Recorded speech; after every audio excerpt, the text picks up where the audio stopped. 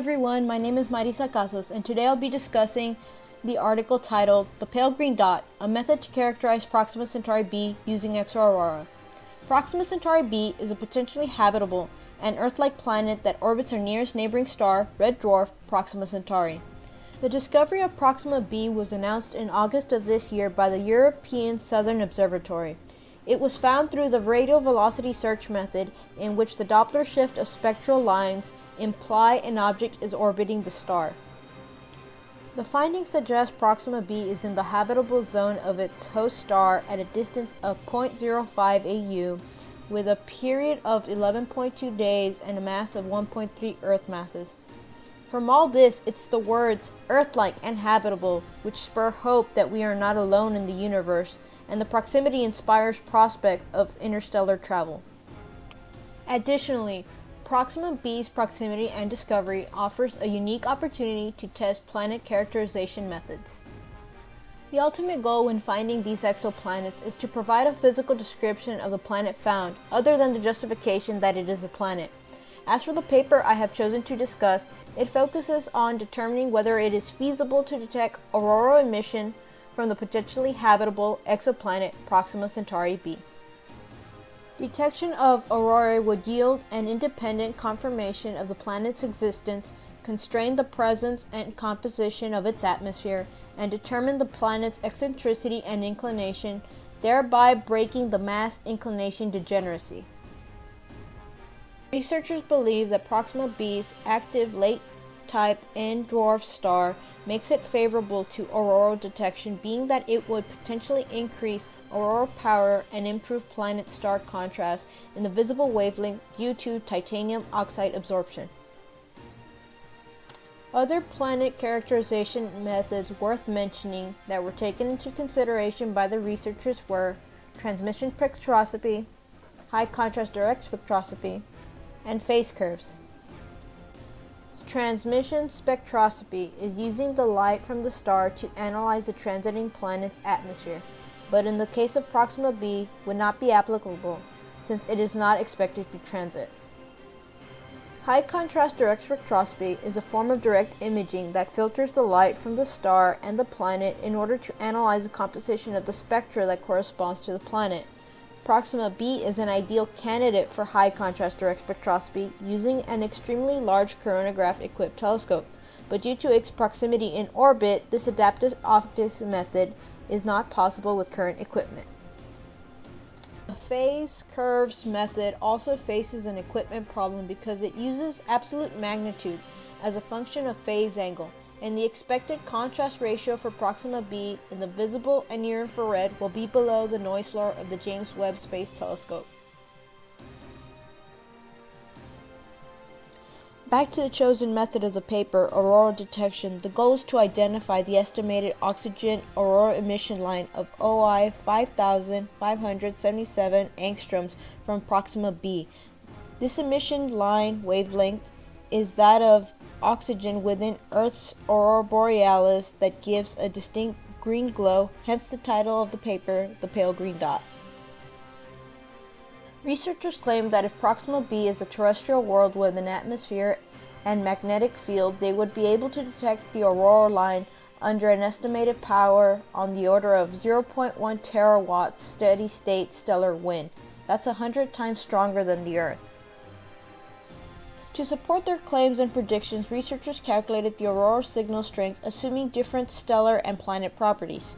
Then they modeled the planet-star contrast ratio in a narrow band centered on the emission line and calculated the integration times from different instruments needed to detect this feature. Lastly, they conducted a search in the high-accuracy radial velocity planar searcher data for the feature. Essentially, their methods consisted of estimating a range of values, developing a model for the data, predicting instrument performance, and testing with a preliminary search. Auroral signal strength is based on different stellar and planetary properties. Planetary properties include Earth-like and Neptune-like dipole moments, and anticipated auroral production efficiencies. Stellar properties in this case pertain to stellar wind acting on the planet's location, with factors of mass loss rates and different rotation rates.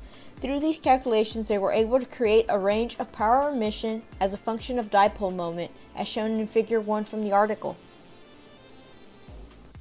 Figure 1 shows that the higher dipole moment correlates with a higher power of emission. This, however, only accounts for stellar wind and not a phenomenon known as air glow, which is what we witness as a visible event of the glowing of the aurora borealis here on Earth. The range of power of the stellar wind is considered by various combination of events such as typical wind, substorms, and coronal mass ejections. From this, the aurora power estimates of Proxima b account for 2% of the total electromagnetic power emitted. They turn out to be 0.065 terawatts for a calm magnetosphere and 22.4 terawatts for a magnetosphere under a substorm. Developing a model for the data requires finding the observational conditions that generate the best resolution.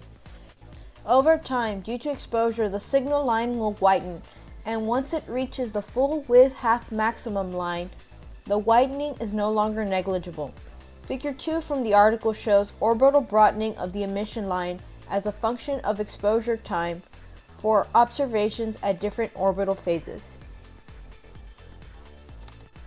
Based on Figure 2, the phase to observe with the best resolution is at quadrature, which is 90 degrees. Now the spectrum of Proxima b can be calculated and modeled at that phase as shown in Figure 3. The planet contrast ratio is then obtained as a function of telescope resolving power and aurora power as shown in Figure 4. The figure indicates that at the intersection of equivalent resolving power, the white dotted line, and at the full width half maximum resolving power, the orange dotted line, is the predicted steady state emission of 0.1 terawatts that requires a resolving power greater than 10 to the fifth. Researchers then looked into the feasibility of detecting the signal with 5 different telescope configurations indicated in Table 3. Resolving power, limiting angles, efficiencies, noise, integration times, and other individual instrument limitations were taken into account.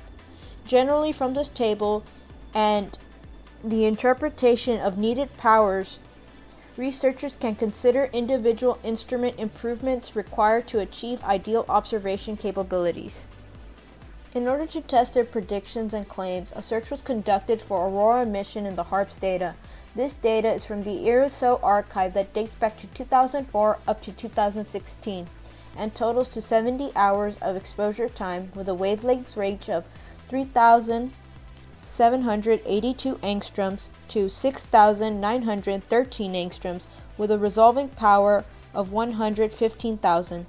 Specifically from the data, they searched through the high-resolution data used in the RV detection of Proxima b. According to the estimates from Table 3, Proxima b's aurora power would need to be on the order of 1,000 terawatts to be detected by HARPS. Since that is unlikely to occur, the researchers then went through the process of retrieving the emission line from all the data. To do this, they interpolated the data, omitted noise, and varied parameters in an effort to find the emission line. To confirm that this was the emission line, they injected a signal into the raw data and varied it by the significance calculated from the interpolated data.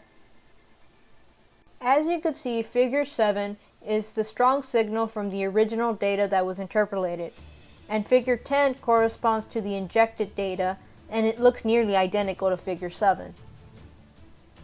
The researchers conclude in this article that their method of extra-aurora detection is sensitive to short-period terrestrial planets with large aurora power and whose radial velocity will Doppler shift the signal by 1 or more angstroms.